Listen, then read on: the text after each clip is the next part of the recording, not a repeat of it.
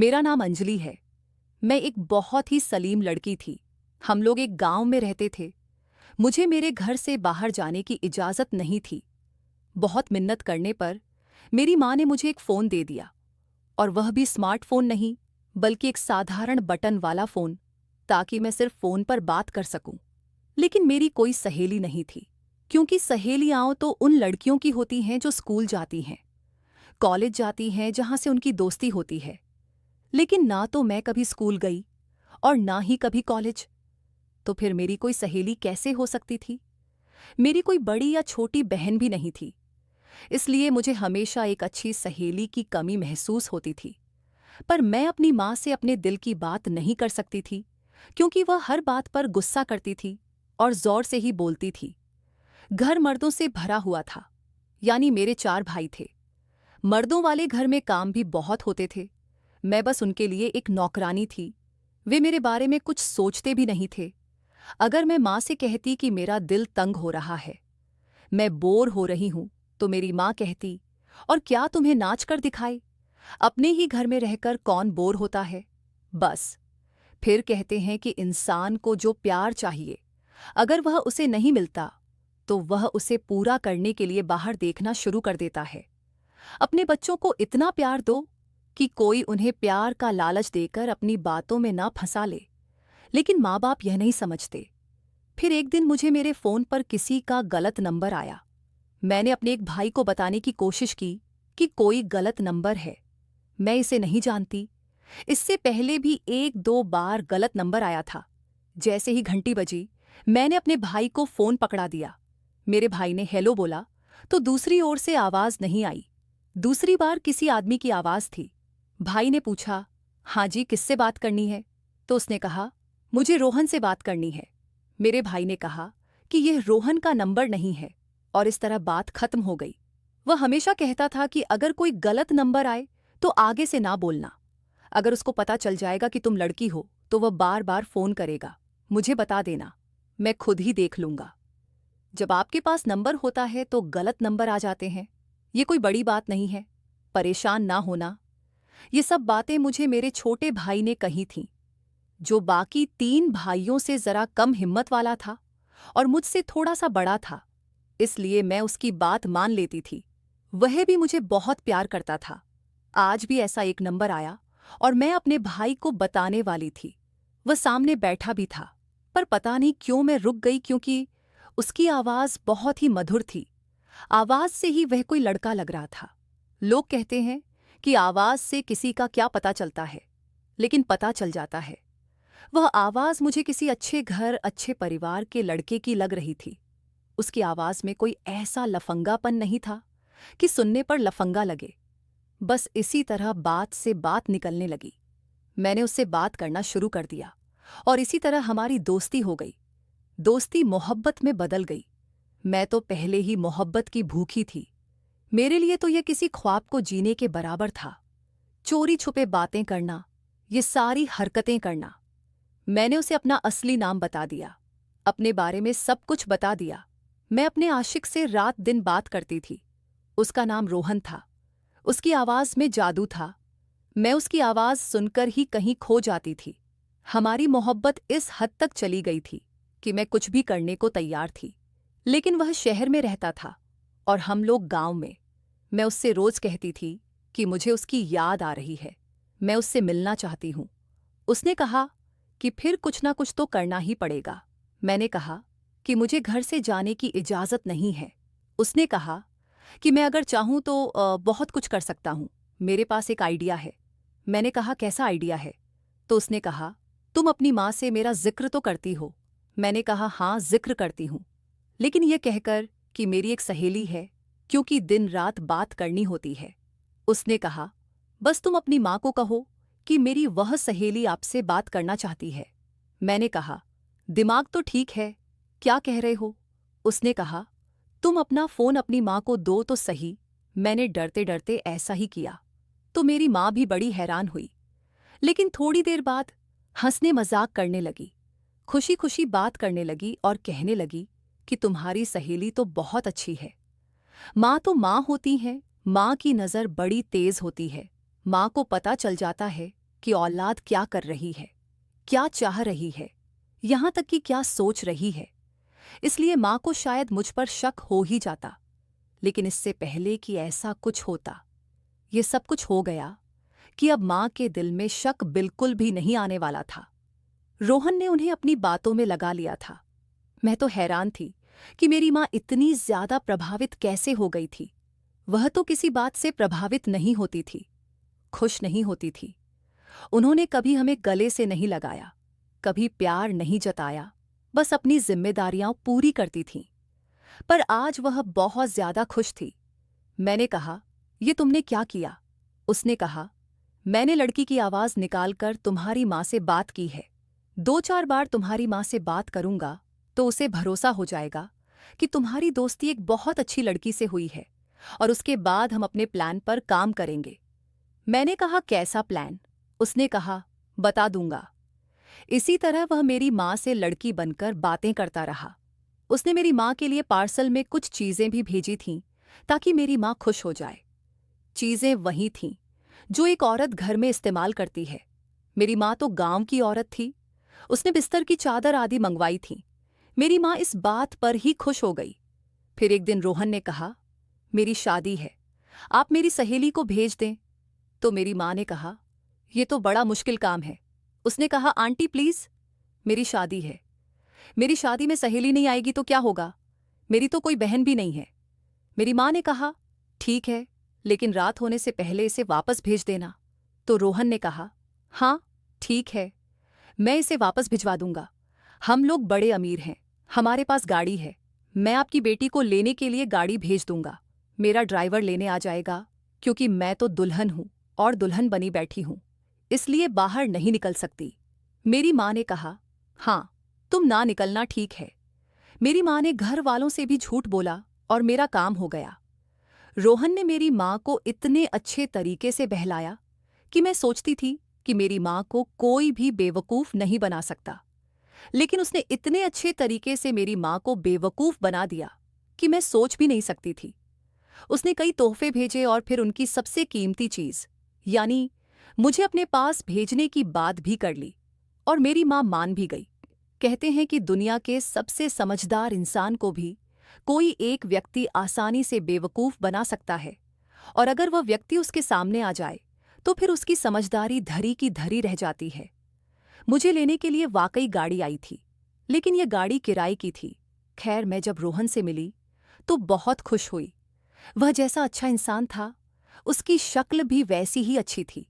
उसे देखकर मेरा दिल खुश हो गया। मैंने कहा, ऐसे क्यों देख रहे हो जैसे खा जाओगे? उसने कहा कि मैंने तुम्हें देखा था, तुम्हारे बारे में बस तस्वीर ही बनाई थी अपने दिमाग में।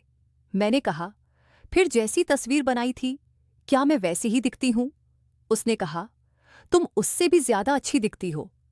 हम दोनों के लिए यह बात बहुत बड़ी थी कि हमने एक दूसरे को देखा, लेकिन फिर भी हम एक दूसरे से मोहब्बत करते थे, और इस मोहब्बत के लिए हमने इतना बड़ा कदम भी उठाया था। अब हम लोग एक साथ भी रहना चाहते थे। यह कोई छोटी बात नहीं थी। इंसान के दिल में मोहब्बत का यही फलसफा होता है कि लोग तो सिर्फ शक्ल देखकर प्यार करते हैं, लेकिन अगर आपको कोई शक्ल देखे बिना ही अपनी मोहब्बत का एहसास करवा दे तो फिर आप मान जाते हैं कि उसकी मोहब्बत बिल्कुल सच्ची है। इसमें कोई झूठ, कोई फरेब, कोई धोखा नहीं है। कहते हैं कि फिर इंसान उस पर कभी भी शक नहीं करता, क्योंकि उसके दिमाग में यह बात बहुत अच्छी तरह से बैठ जाती है कि इसने तो मुझे बिना देखे मुझसे मोहब्बत की थी, तो इसका मतलब उसे मेरी शक्ल और मेरे शरीर से कोई मतलब नहीं है। यह तो मुझसे प्यार करता है। उसने कहा, आओ मेरे साथ। मैंने कहा, कहाँ ले जा रहे हो? उसने कहा, ये बाद में बताऊंगा। वह मुझे एक होटल में ले गया और मैंने बाकी का मामला समझ लिया। मैंने कहा, यह सब क्या है? उसने कहा, इतनी मुश्किल से मिले हैं तो क्या सिर्फ एक दूसरे को देखते रहेंगे? तुम्हारे बिना नहीं रह सकता। तुमसे सच्ची मोहब्बत करता हूं। तुम्हारे लिए मैंने क्या क्या नहीं किया। तुम्हारी माँ से झूठ बोला, उनके लिए चीजें भेजी, गाड़ी का किराया भी भरा है, और अब तुम्हें अच्छी जगह लेकर आया हूं। क्या तुम मेरे साथ बैठ भी नहीं सकती? जैसा मैंने पहले बताया, मैं तो गांव की लड़की थी। मुझे तो पहले ही समझ जाना चाहिए था कि अगर कोई लड़का मिलने के लिए बुला रहा है तो इसका क्या मतलब है? लेकिन मुझे क्या पता था। मुझे लगा कि बस साथ बैठेंगे, एक दूसरे की आंखों में देखेंगे, खूब सारी बातें करेंगे, ज्यादा से ज्यादा हाथ पकड़ लेंगे। लेकिन मुझे अभी भी समझ नहीं आ रहा था कि वह क्या चाहता था। थोड़ा थोड़ा शक हो रहा था।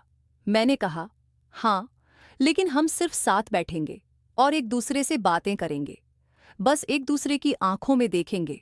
उसने कहा, और मैं क्या चाहता हूं, तुमसे मोहब्बत करने वाले के लिए तो इतना ही काफी है। लेकिन मामला गड़बड़ हो गया। जब हम लोग एक दूसरे के पास बैठे तो हम एक दूसरे के करीब आने लगे और हमारा खुद पर से नियंत्रण खत्म हो गया। हमने वह हद पार कर दी जो नहीं करनी चाहिए थी। लेकिन फिर बात इससे भी अजीब हो गई।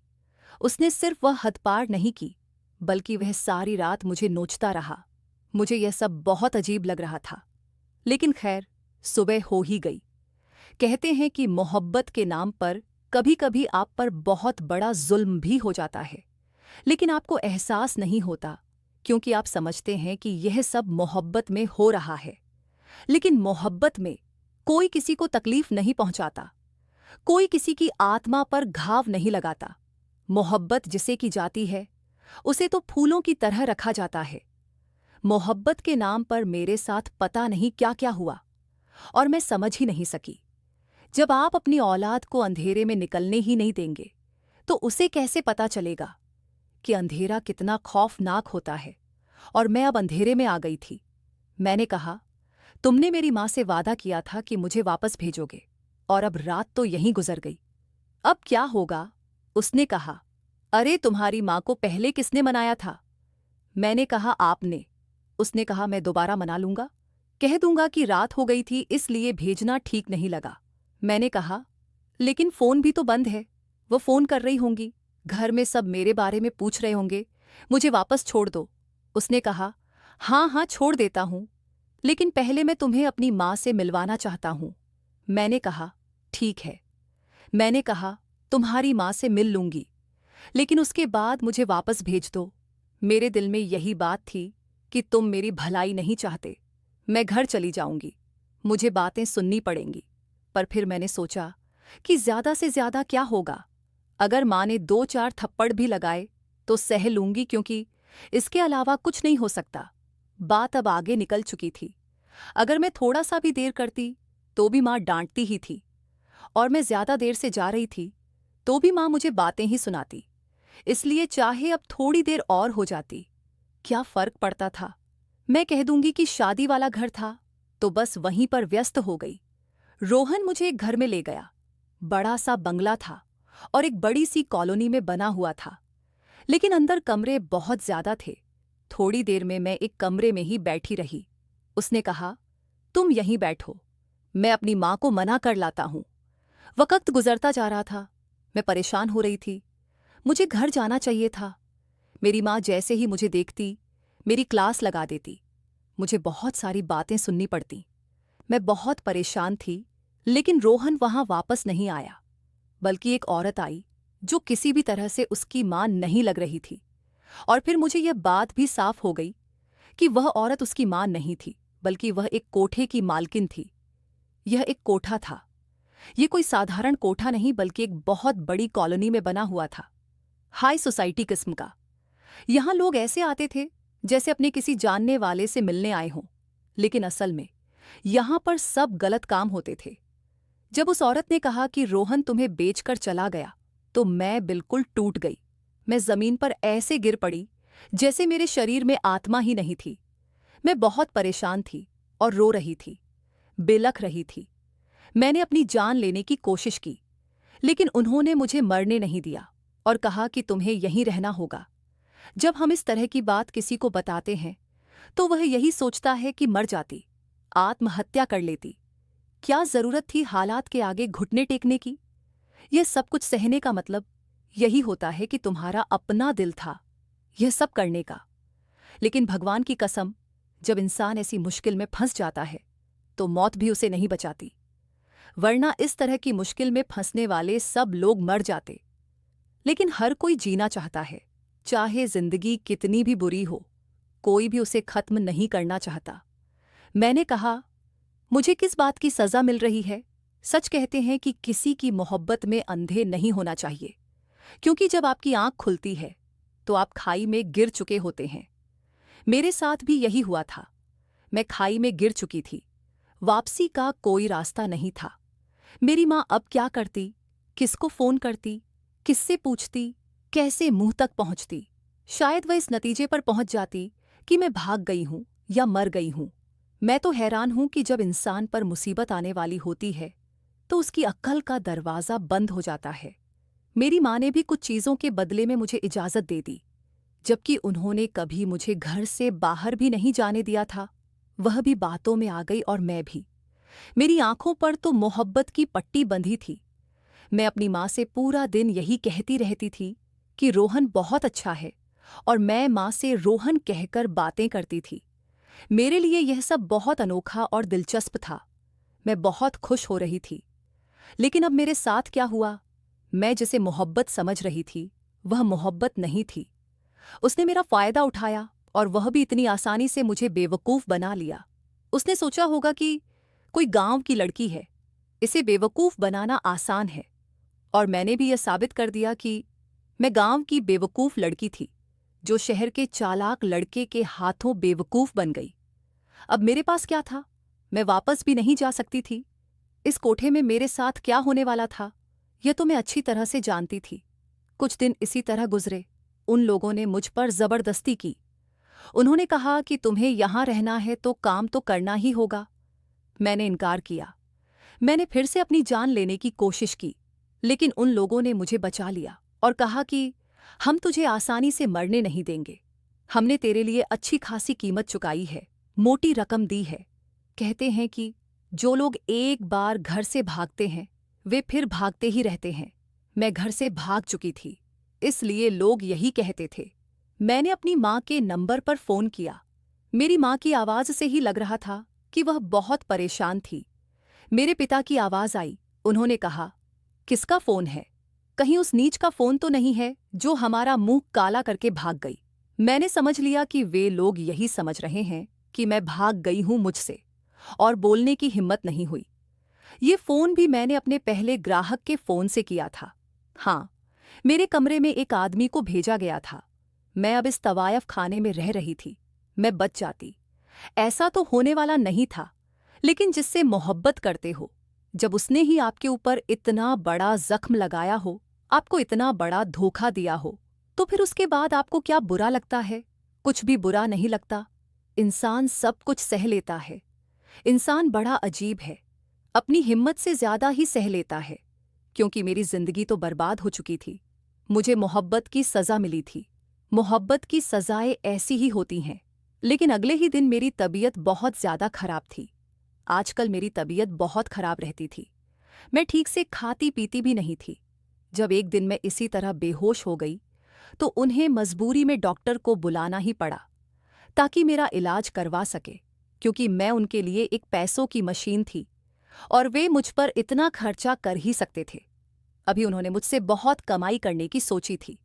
डॉक्टर आया और डॉक्टर ने ऐसी खबर सुनाई कि उस कोठे की मालकिन के चेहरे पर भी डरावनी परछाई पड़ गई।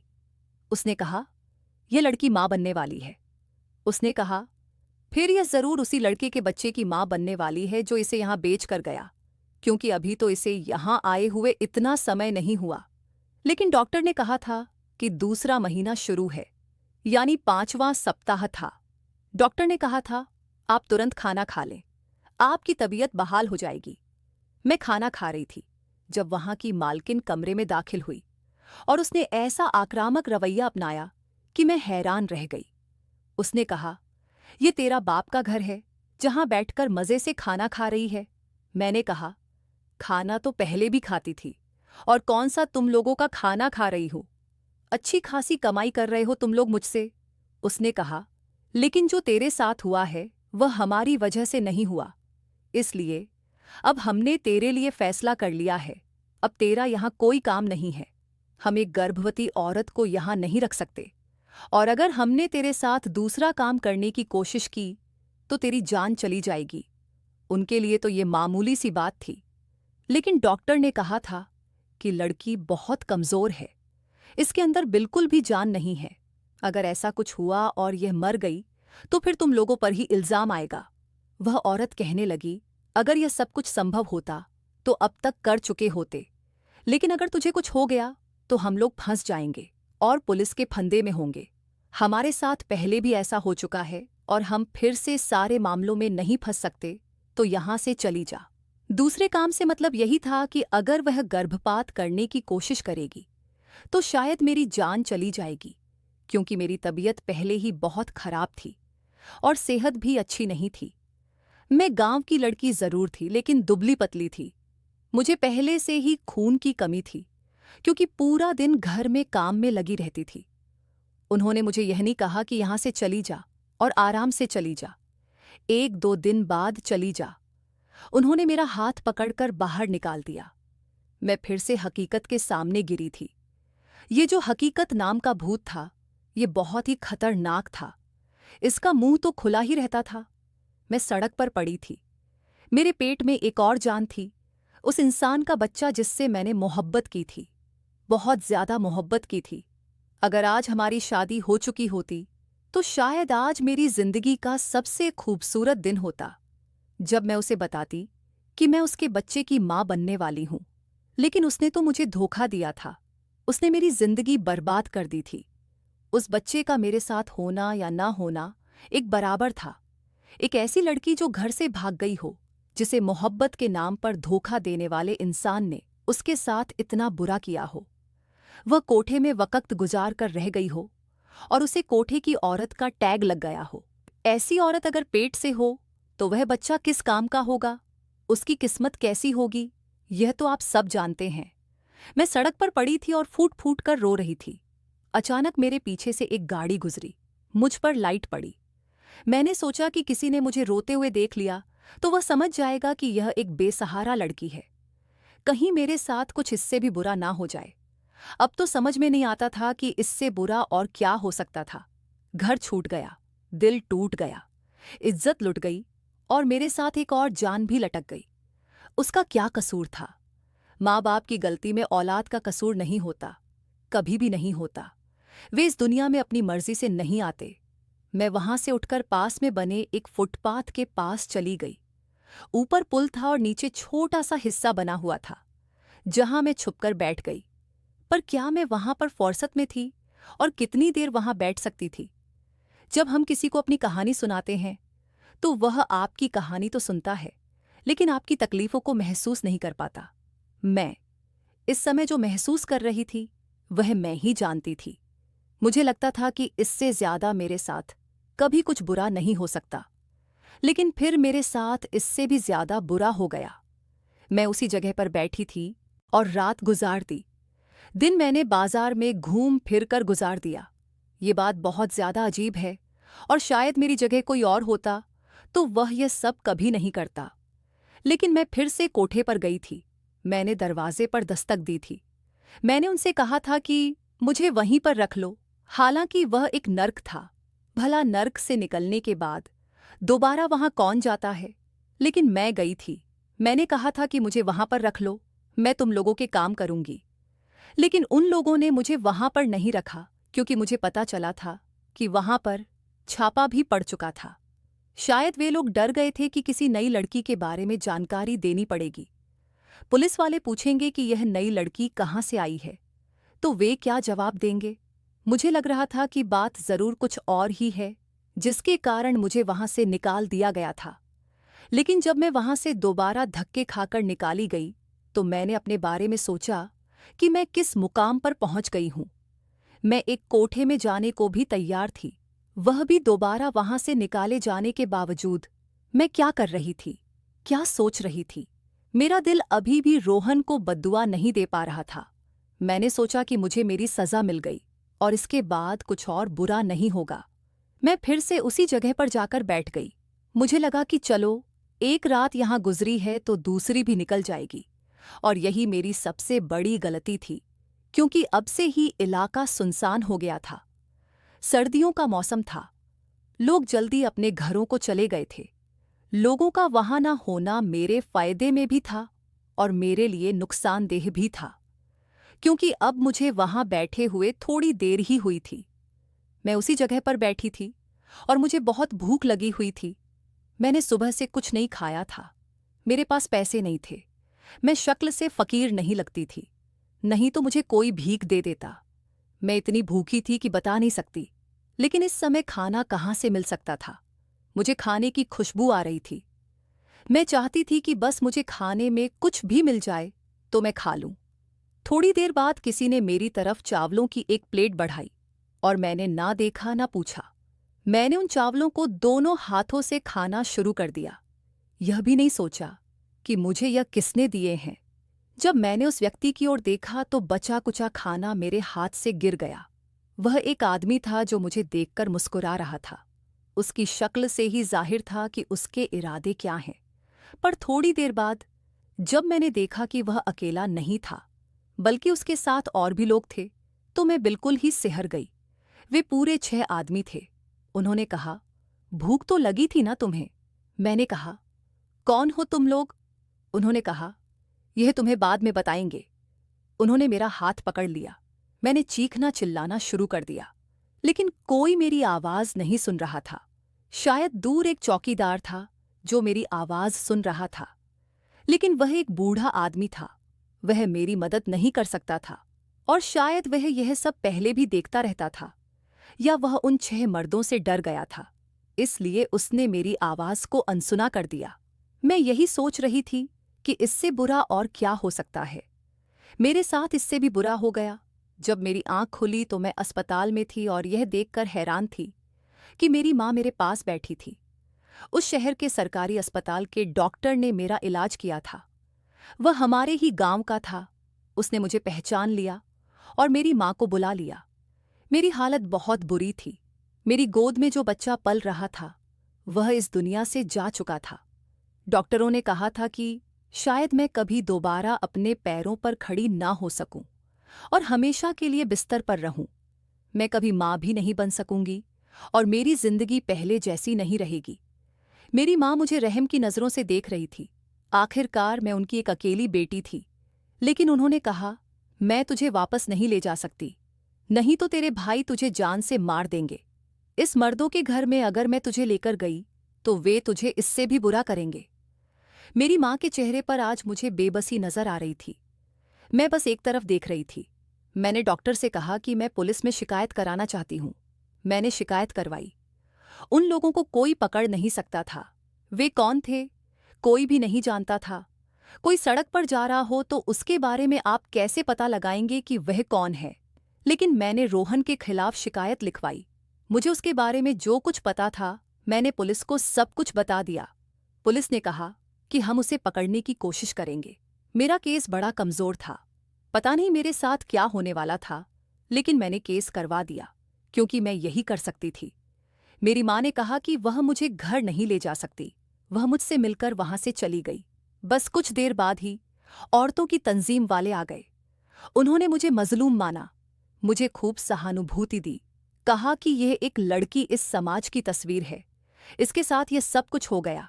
वे लोग मुझे अपने साथ ले गए और अब मैं यहीं पर रहती हूँ। मुझसे रोज कोई ना कोई इंटरव्यू लेने आ जाता है।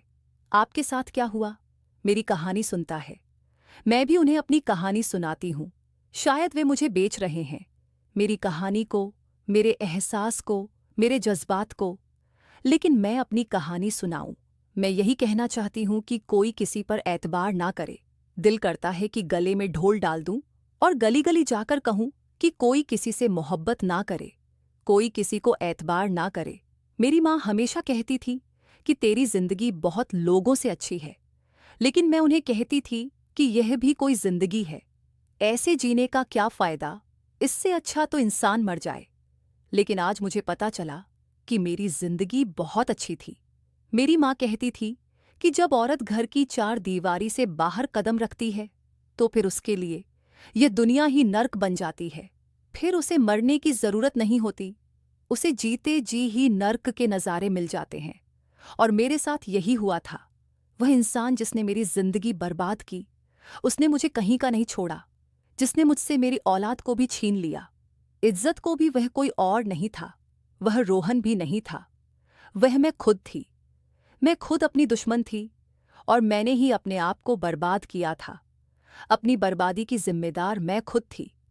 इस हद तक कोई आपको नुकसान नहीं पहुंचा सकता जब तक आप खुद अपने आप को उसके सामने पेश नहीं करते, और मैंने अपने आप को पेश किया था। इसलिए मेरी मुजरिम मैं खुद थी।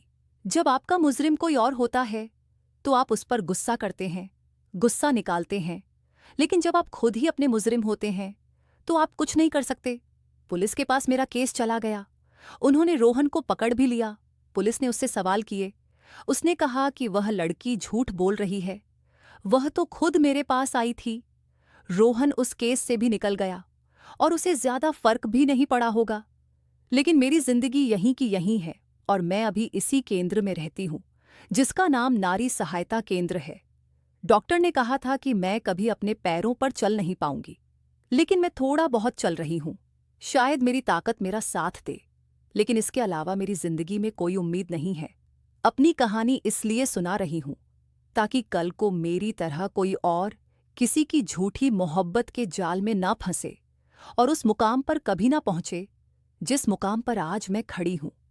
कभी कभी इंसान इस तरह बर्बाद हो जाता है कि फिर कोई भी उसकी मदद नहीं कर पाता। मेरी मदद भी कोई नहीं कर सकता। बस अब यही मेरी जिंदगी है। जब भी खत्म हो जाए मुझे कोई फर्क नहीं पड़ता। जब तक जिंदगी है जीती रहूंगी। जब मर जाऊंगी तो कहानी खत्म हो जाएगी।